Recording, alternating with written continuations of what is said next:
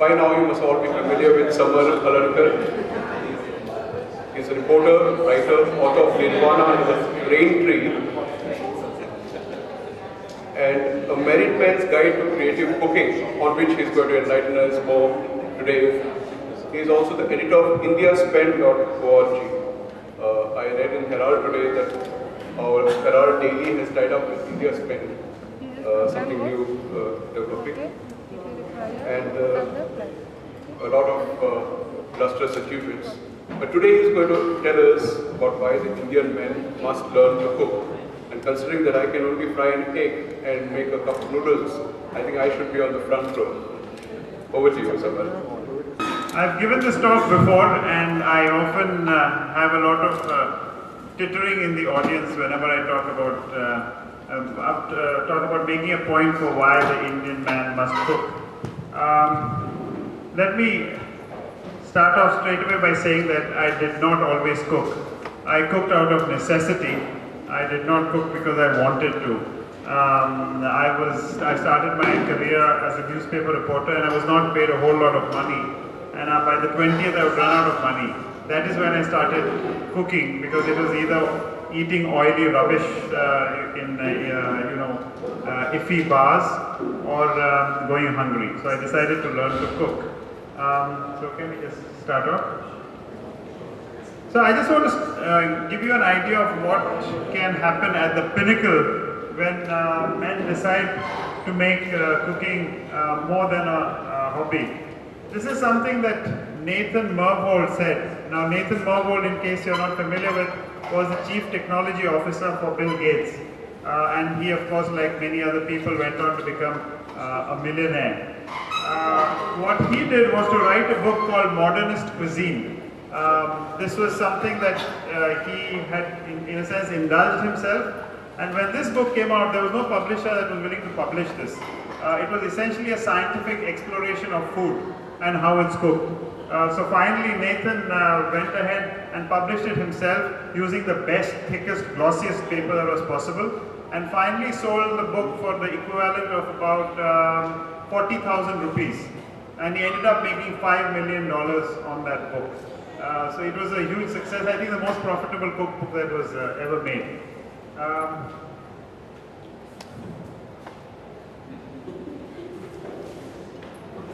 There's this age-old equation between men and women, and I think in the West, some of that has begun to change, and that is reflected in the statistics that have been garnering over a couple of years. This is a study that's been going on for the last 30 years at the University of Michigan, and essentially what it tells us is that there has been a big increase in the number of men who cook, and the amount that men help out at home. The Japanese male, not really known for helping out at home, has actually started thinking about cooking. And then, of course, there is the great arrival of the gastrosexual, and there was the study which tried to examine why men in the West have started to cook, and of course they realized that there were a lot of pleasures that cooking brings, potential seduction, making them appear more cool, or whatever the reasons. But the point is, they are helping out, and the statistics say it all. The time that men spend in the West, this is in the US specifically, has increased more than 500% from 1961. From 5 minutes a day to 27 minutes a day. Can we have the next slide? Let me take you right back to the beginning. And my thesis is that cooking is instrumental in making humans what they were. That's not really my thesis, if you can go ahead. In a sense, man is the ape that really learned to cook, because that is what really set us apart from apes. And cooking skills, of course, developed about 2 million years ago, and it was fire and cooking that set humans on a path of divergence from apes, and essentially led to man's the dominion of humans over other species. And there are a lot of scientific explorations of this. Richard Wrangham, an anthropologist from Harvard, has explored this in detail, and he tells us about how cooking gave us a lot of time to think, it created a larger brain, and the fact that it's been critical to human evolution. And this, of course, is the downside of the era of cooking in the sense that it clearly divided roles for men and women. Whether it's the West or anywhere in the world, women have always been relegated to the kitchen, traditionally. This has been happening for quite some time, of course, and despite all the changes across the world, it's quite obvious that women still, when you look at the statistics that are available even now in every country, things have improved, but there is still the idea that women must take primacy at home. But I believe that we are at the cusp of dramatic change, because for the first time in 2 million years, that the role of the woman is changing. You can see this at work, and you can see this at the home. And what's happening is that the Indian man is badly placed for this new era.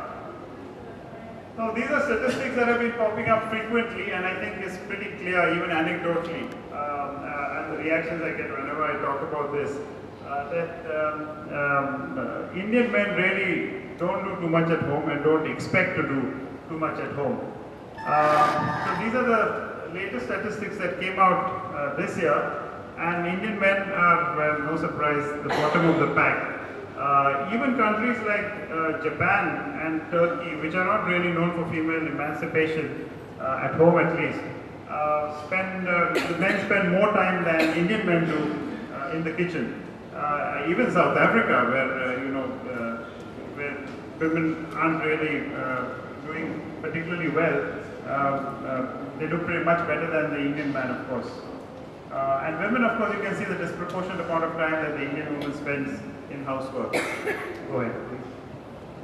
This, I think, is the problem in India, in the sense that women is our culture, everything we hear, song, literature puts women up on this pedestal and said, oh, we have always worshipped her as a goddess, women have a special place in our society. This is all rubbish, this is crap.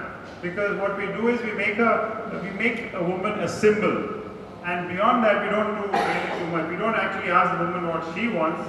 A little dusting at home, a little chopping of onions. I guess this is what women might want. So let me tell you what's been happening as far as the statistics go about women in India. So obviously, women are far more educated than they've ever been. You can see that in the dramatic rise in the literacy rate, and of course that we have a long way to go. But still, 65% is is a big change from 29%. So this is the problem, and this is something that economists have been struggling over, especially of late over the last 5 to 10 years. In that, the participation of women in the labor force in rural areas has declined. And there are lots of reasons for this. Nobody really knows exactly why, but there are lots of reasons. This is the worrying thing. In urban areas, from 1983 to 2011, there has been no change in the rate of women in the labor force. If you can go ahead. That's pretty self-explanatory. India is somewhere 11th from the bottom in the female labor force participation rate. So clearly there has been, this is completely out of whack when it comes to the rise in literacy. So if Indian women have become more educated than they've ever been, so where are they? Why are they not in the labor force? This is a really depressing thing. Now this is among educated women, really educated women. The percentage of women graduates participating in the workforce in 1983 was 61%. That has now fallen to 26%. So what is happening? What's happening to these women? Where are they disappearing? I think what's happening is that, and this is just speculation because I am no economist and nobody really knows, but one guess is that many of these women, you could argue, are studying further. So if they're studying further, they're falling out of the workforce. So that may be true to a certain extent, but I don't think that accounts for this massive difference The other thing, of course, is that as they're getting more educated, they are actually, go ahead. They're actually getting pulled out of the workforce. And I like what, there's this researcher who did a study in the Economic and Political Weekly, and this is what he says, and I agree with him, that in the sense that what's happened is patriarchal norms in Indian society are being modernized and internalized even more strongly than they ever were. In the sense that you can go thus far, but no further. I see this in Bangalore where I live, because the information technology sector in Bangalore is one of those which offers women equal opportunity at the start. About 49% of employees in infotech companies at the recruitment stage are women. Within about 6 years, this falls to 25%, and by year 12 or 13, there are only 7% of the women are left in the infotech workforce. And I've been talking to lots of people, men and women, and as one woman told me once, you know, the problem is, she said, they're happy that we work because we have to pay for the EMIs for the car and for the flat. So everyone needs a double income. But at the end of the day, the problem is, he said, our husbands want fresh rotis on the table. And that's the problem. She said, you know, we have to make those fresh rotis because they are not going to make the fresh rotis. And I think that's really what's happening. I see it so often in women who are very obviously smarter than their husbands, you know. I met one couple who said that the husband was having a really hard time because his wife was earning now a higher salary than him. And she was just clearly better. But he just couldn't wrap his head around it. So despite this veneer of modernity that the Indian man has, I really don't think all that much has changed. So this is what is happening, and this is an old survey. I don't think these statistics have been updated for quite some time. If more women get into the workforce in India, it would make a huge difference as far as our annual gross domestic product goes. We just become a much better country, I think, if we somehow got more women into the workforce. Go ahead. And the thing is, you know, in every school and every college that you see, and every year, every newspaper carries the reports of the 10th standard exams, the 12th standard exams, the university examinations. It's quite obvious that the top performers in all these examinations are women. You see it in every city. And yet, instead of allowing them to live up to their potential, what's happening is that we allow them, as they grow older and become more qualified, they appear to be sliding back into the house. And I think this is from now on, there's no statistics here, this is my own thesis, is that women just want a helping hand at home, and I think they can do so much more if they actually get that helping hand. So my argument for getting Indian men into the cooking is very simple. One is, I definitely think it gets you in touch with your traditions, because I'm originally from Goa, but I've always lived outside Goa. I've never actually lived in Goa. But cooking really helped me get back in touch with my traditions. The easiest thing that I can cook is my own version really, of my grandmother's Goan fish curry. And that's always very successful. I've got a 10-minute version. I must tell you this story, if you will indulge me. When I was, some years ago, I had gone to Copenhagen to cover the climate summit, and the budget that my newspaper had given me just wasn't enough to get a flat for the week. So I was bargaining with a young man there, and I said, can you reduce this? He said, well, tell me something you can do. I said, the only thing I can do is cook a bit, so I can, I can make like an Indian fish curry for you. He said, do you have a photograph or a recipe online? I said, as a matter of fact, I have a blog, so here it is. He said, if you cook this particular thing, it was my grandmother's fish curry, he said, I'll give you 1,000 euros off. So I did, and he gave me 1,000 euros off. So, but the thing is that it does help you get in touch with your traditions, because in the course of cooking, I got curious about my own tradition, about spices, for example. Kokum is something that I always carry wherever I go in the world. I don't believe in cooking Indian food or using exotic spices. Wherever I've lived, my philosophy is that you must use the ingredients from a 1 square kilometer radius around your house. But kokum is the one thing I will carry everywhere because I can't do without kokum. So it's really got me in touch with our traditions. It's helped me research my family traditions as well. And we're a family of non-vegetarians. We eat anything that has once lived. And I always wondered why this was so. And in the course of this research, I found out in 1911 in the Gazetteer, it said about our community that they will eat anything including bears, rats, etc., etc. So that explains a lot. But I think more than that, I was always very diffident and withdrawn and an introvert. But cooking really helped me gain a lot of confidence, and it certainly helped me feel independent and that I wasn't dependent ever on anyone. And it definitely makes you understand and respect women much more, especially given the fact that they do most of the cooking and cleaning around the house. And yeah, I think it makes you just more patient and calmer. This is a famous Marathi book. It was originally published in 1943 and it's still available everywhere. And if you haven't, you must get hold of it because it's now available in English as well and Hindi. And I think it's going into some other languages as well. And this is what this book said as far back as 1943.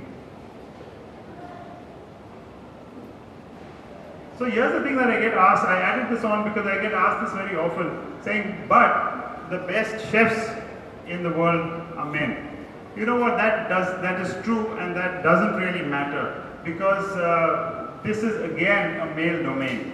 But if you go visit any commercial restaurant kitchen, you will always find that this is a very male preserve. These guys work long hours, this is very hard work. And women tend, of course now they're getting in much more than they ever did, but they tend not to get in there too much simply because it's a male preserve. So this is a bit of an aberration, the whole question of the male as a chef. So don't for a moment think that all these chefs, most of the chefs will tell you that they really like their wives to cook for them at home. But in any case, it's a start, and I think it's a good start. My thesis is that if you really want to change things in India, you really need to get your sons into the kitchen, and the ones who can make the most change actually are mothers, because I find it's mothers who mollycoddle their sons and say, I call it the Indian Mera Raja Beta syndrome. They put him up on a pedestal. Oh, have you eaten? Oh, you really are looking so thin. You're looking weak, etc., etc. And I can see the discrimination often between men, between girls and boys, especially. The girls are taken to the kitchen to give them life skills, as they call them, regardless of whatever else they might do and whatever other aptitude they might have. But really, I think the key is getting Indian boys into the kitchen. If you do that, I think it will make a big difference to the generation as it unfolds. Young man there smiling, I don't know whether that means he's actually been in the kitchen or not. So that's about it. Go ahead. This is just a compilation of all my rantings and my experiments in the kitchen.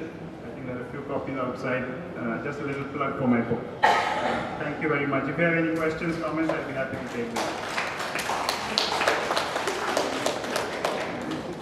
I'm sure the audience must be having questions to pose for Samar. It's an excellent opportunity. More than cooking, I love washing dishes.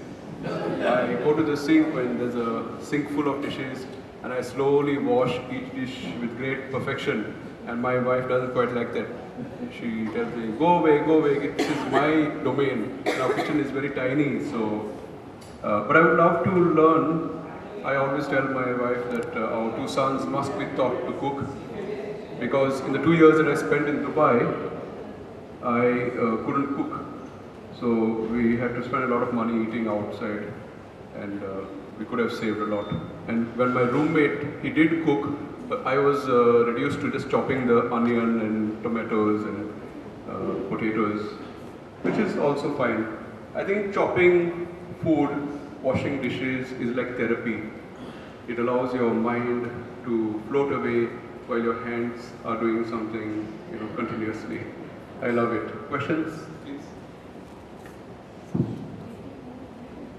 So I don't know if you've, I'm sure you've heard about this, but then when you associate men with housework and cooking, that there are so many people who basically say that, that's reducing your manliness, that's making you very feminine, there's feminine qualities in you.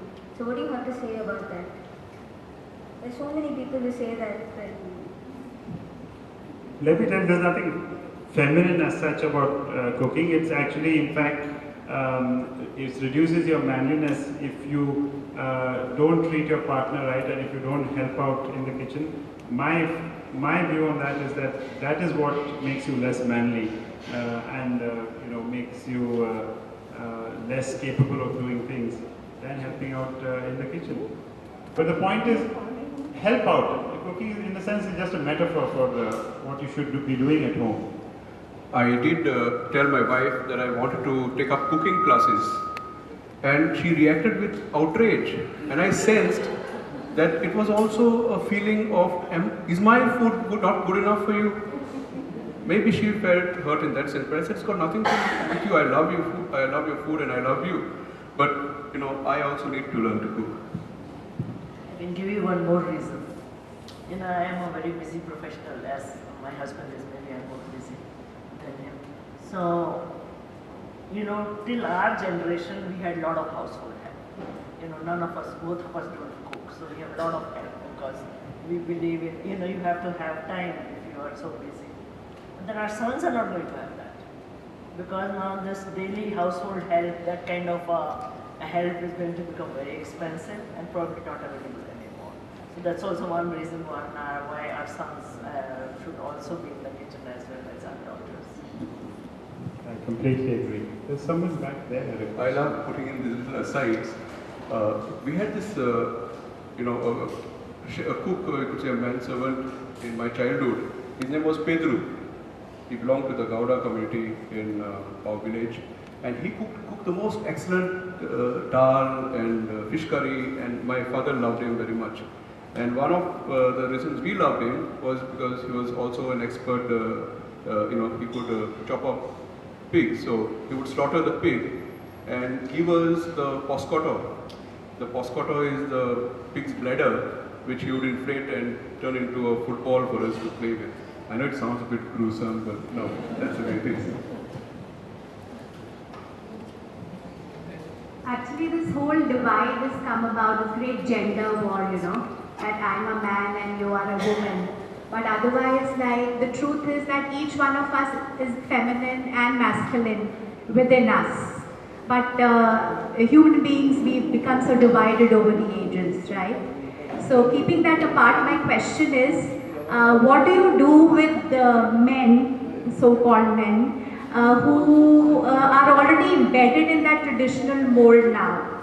What do you do with them? Because arguing or even presenting logic or giving them examples doesn't work. So how do you work with them? So it's very difficult to work with them, obviously. As I said, it is difficult. So I think the key then is to ensure that this doesn't happen with your sons. I won't say sons and daughters, but sons. It doesn't happen with your sons. Like I said, it's very difficult for people to change, of course, and beyond a certain point it is difficult, and I acknowledge that. So let's not repeat those mistakes for the next generation, is what I'm saying. And cooking, again, I need to emphasize, is just a metaphor. The whole idea is that Indian families have to allow women to live out their true and complete potential. And I think that's what I'm trying to really say. And getting them out of the kitchen and into the workforce will make a huge difference. Yes. Thank you for all the questions.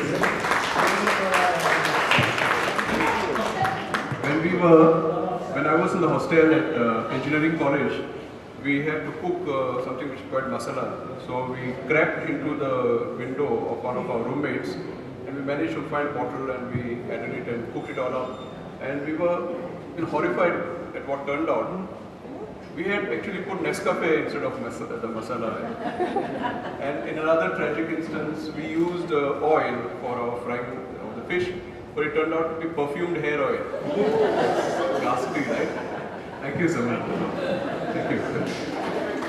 So we can